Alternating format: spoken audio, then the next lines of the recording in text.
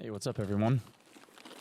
I thought before I take off for vacation that I would do a little bit of a guide on how to farm rogues. There's a lot that's changed between 12.12 and 12.12.30. In 12.12 you had 13 fixed locations, more or less, that were guaranteed, and then an additional 3 to round out for 16 in the water treatment plant area that were sort of kind of supposed to be there always, but toward the end of the patch you almost never saw them around the helicopter.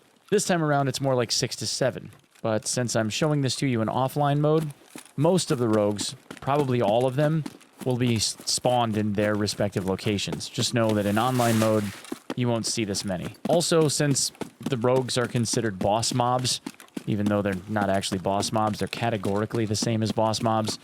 In order to be able to practice them in offline mode, you have to fight them with boss mode enabled.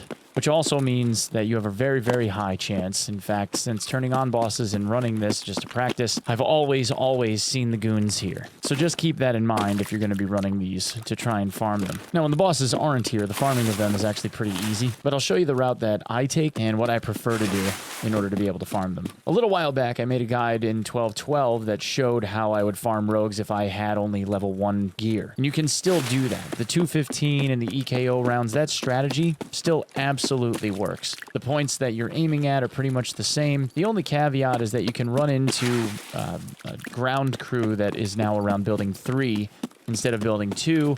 And there's also the potential to have the same size ground crew of 3 other enemies over at building 1 instead. But anyway, for the purpose of sniping these guys, we're just going to run the same route. Now, I know that you guys are thinking if you're playing Bear, then you're at a significant disadvantage. However, what I will say is that if you're playing USEC and you kill a rogue, you are at the same disadvantage as a Bear, and you're stuck at that disadvantage for the next several raids. Eventually, if you don't kill any rogues and you run through a few more raids, eventually they would drop that high level of aggro.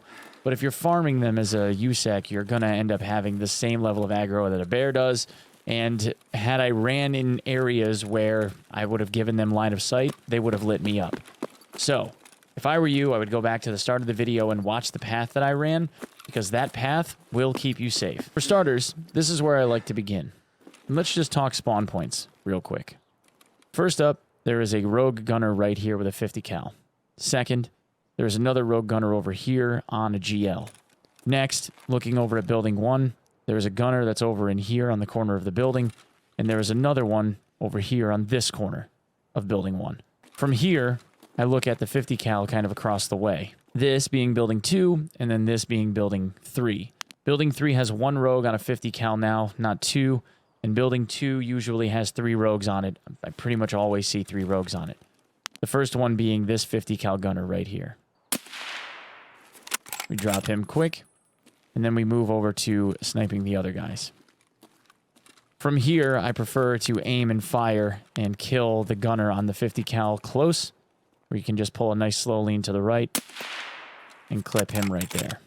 So for point of view, again, you want to be kind of like off the tree like this, look straight here at the metal plates, and then lean to the right and finish him off. Easy peasy.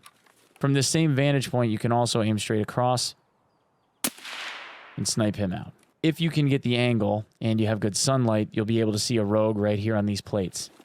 For a little bit better of a vantage point, you can kind of creep up here like so and just kind of do this little angle right here. You can see there's his head right there. There you go. Go on. Now that takes care of the immediate threat roof rogues. Now that we have those rogues taken care of, if you want to, you can also kind of settle in right here and take a nice easy pot shot across the way and drop our 50 cal gunner over here. And if you can squeak it over the top of the hill, you can also get this guy. Just like that. Now, if you want to drop the boys over here, down on the tower, you should be able to get a nice easy vantage from this point here that will keep you relatively safe.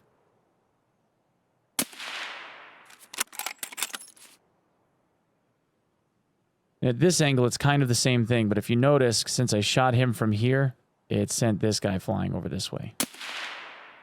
So we just hit him in the head and call it a day. The DVL, even only with M80 in it, has a 951 meter per second velocity. which means that anywhere inside of about 225 meters or so, there really isn't any bullet drop. So you really don't have to compensate all that much. Even out there, which is about 325 to 345, 350 meters, somewhere around there, I'm really only going from about 1 to maybe 1.2 mils, give or take. Pretty easy snipes. Now from here, we still have 2 sets of ground crews that we would have to deal with depending on whether or not they spawn in online mode. In online mode, if there is a regular ground crew of 3 at building 3, we can take care of them in a pretty easy and different way. But the building 1 ground crew is actually pretty easy. So laying here, this is a pretty safe spot. If you look straight across, in most cases, if you're the one that's being aggroed by them, you'll see the ground crew for building 1 walking around like right in here, just along the fence. In a lot of cases, they're kind of piled up right here on these pipes. But we don't really see them right now, which I suppose is a good thing. For building 3, it's a little bit different. But if you notice, they're actually sitting right here. 1. See, the second one is right here off the edge of the building. The third is right here.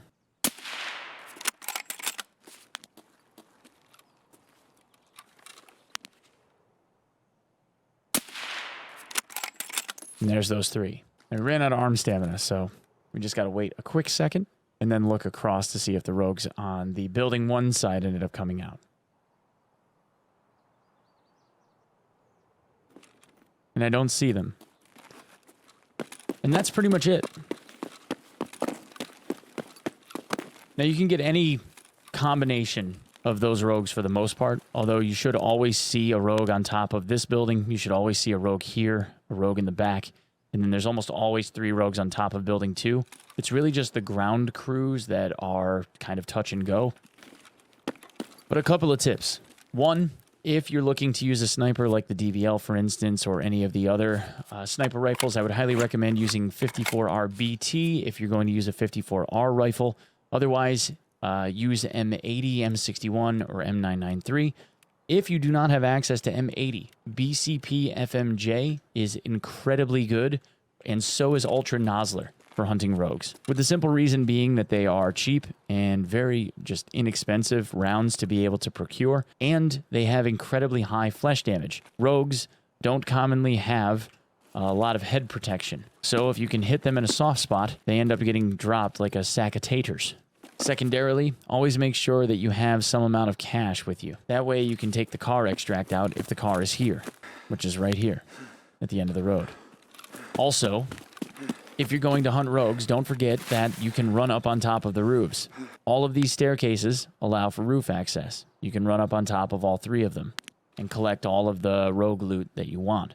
Because you have the car extract, it makes it an awful lot easier to be able to get out, as opposed to having to run all the way back to Path to Shoreline, or if you end up having spawned here, you have to run back to Path to Shoreline, or running all the way up to the Northern Extract, which means that no matter what, you will have to take out that 50 cal gunner because the majority of the time, that guy will end up smoking you. Thanks for coming and checking out the guide. As always, please consider checking me out on my socials at OnePegMG on Twitter. Please check me out on TikTok now, where I actually have a pretty solid presence at OnePeg.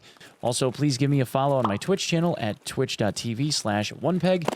And as always, if you end up enjoying the content that you saw here today and all of or any of my other content, please consider subscribing to the channel.